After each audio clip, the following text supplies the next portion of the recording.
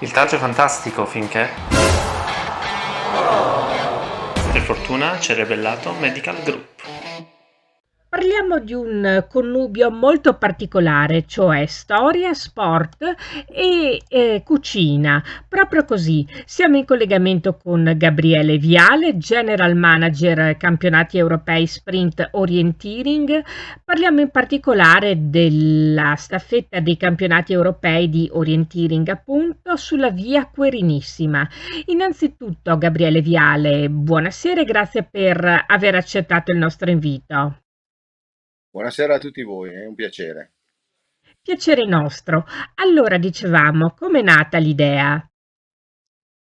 Questa idea è nata dal fatto che comunque il Veneto e anche il Vicentino, dove si concluderanno le finali di Coppa del Mondo e dei campionati europei, ha come piatto tipico il baccalà e quindi abbiamo voluto abbinare, oltre al gesto sportivo già di per sé molto qualificante, anche le specificità del territorio in questa valorizzazione internazionale, quindi il baccalà rientrava di diritto, visto che è il nostro piatto tipico, e per cui abbiamo deciso di andare a riscoprire le origini del baccalà, visto che è nata un'associazione che ha il compito di valorizzare l'origine di questa ricetta, che è dovuta al Querini, in quanto naufragò nel 1432 a Rost, questa isoletta delle Lofoten a nord della Norvegia, e dopo 5 mesi rientrò a Venezia e portò con sé 60 stoccafissi, e da lì diciamo si è sviluppata poi la ricetta del baccalà nelle diverse eccezioni, e quindi abbiamo questo collegamento, abbiamo voluto ripercorrere queste origini per far parlare anche a livello internazionale del nostro piatto tipico e del nostro evento.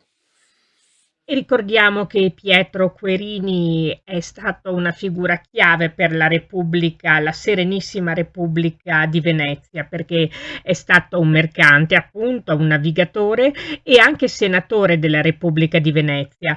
Quindi il tutto sotto il nome di un personaggio davvero molto molto importante.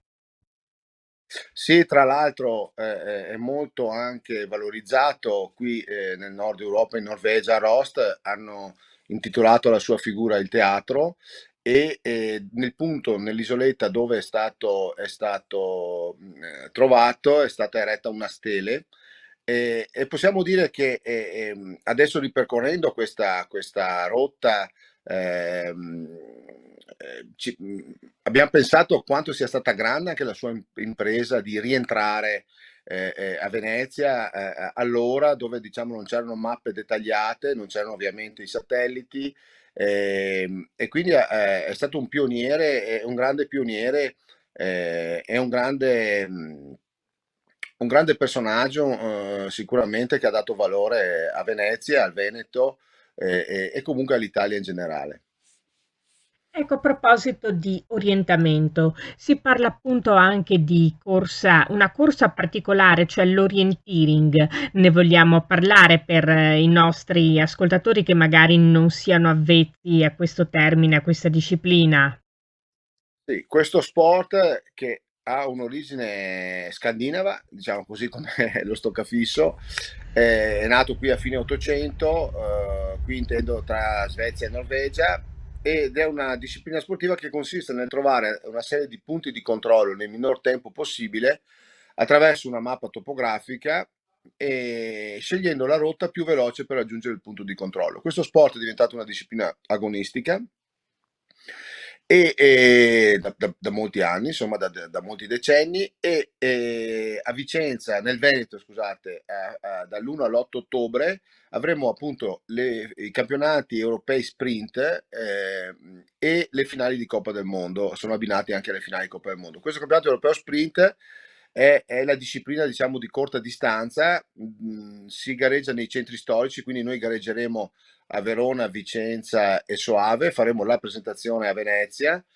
e, e appunto si gareggia nei centri storici, ed il tempo del vincitore è attorno a 15 minuti. Questo evento poi sarà comunque trasmesso in diretta televisiva in 10 nazioni, tutte quelle diciamo dove l'Orientini è uno sport molto, molto popolare, le quattro Scandinave, Svezia, Norvegia, Finlandia, Danimarca, la Svizzera, la Francia, la Repubblica Ceca e così via.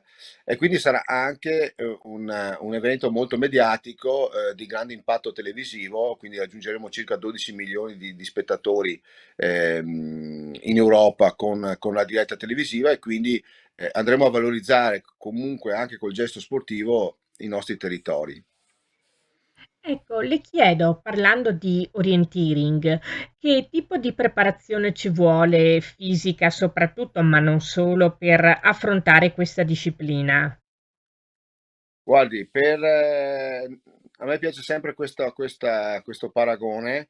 Un orientista deve avere le qualità di un mezzofondista, di atletica leggera e l'abilità, diciamo, di uno scacchista, perché bisogna saper correre veloci, parliamo dell'alto livello, ma anche saper scegliere la rotta e tenere elevatissima la concentrazione all'interno di una strategia di tutto il percorso, un po' così come il gioco degli scacchi, bisogna pensare subito alla mossa successiva, quindi a trovare il punto di controllo successivo, però all'interno di una strategia complessiva, perché poi bisogna dosare anche le proprie forze atletiche durante tutto il percorso e capire quali sono le scelte più convenienti in base alla propria predisposizione atletica. È uno sport che però permette nello stesso evento anche la pratica di appassionati, di amatori, si può fare a qualsiasi velocità, si può fare anche camminando, in coppia, con le famiglie, quindi ha una versione aperta a tutti, un po' come le maratone, le grandi maratone che hanno gli atleti agonisti che partono per primi, poi a seguire ci sono tutti gli appassionati che compiono il percorso in base alla loro capacità e preparazione. Insomma, ecco, questo è un altro punto di forza dello sport, oltre a praticarsi all'aria aperta. Ed è uno sport praticamente a impatto zero, perché noi non costruiamo impianti, ma il nostro impianto sportivo è una mappa e quindi voglio dire anche a bassi costi realizzativi, ecco. Tornando alla Via Querenissima, la staffetta mi riferisco, culminerà a Venezia il 10 agosto. Culminerà come? Incontreremo il presidente del Consiglio regionale, il presidente Ciambetti della Via Querenissima, perché è nata questa associazione ufficiale che ha come soci le regioni e le istituzioni che da Aosta a Venezia sono state toccate dal Querini. Quindi è un'associazione molto importante. A lui consegneremo il gagliardetto ufficiale dell'Europeo, firmato dai sindaci e dalle varie istituzioni che abbiamo incontrato lungo il percorso. Ovviamente a Rost mi hanno consegnato ufficialmente anche del baccalà da consegnare al presidente, quindi oltre al gagliardetto porteremo dello stoccafisso originale proprio per marcare questo legame a Rost Venezia. Chiarissimo, tutto davvero molto interessante e per avercene parlato ringraziamo di cuore Gabriele Viale, General Manager dei campionati europei Sprint Orienteering, per essere stato con noi. Grazie a voi, è stato un piacere.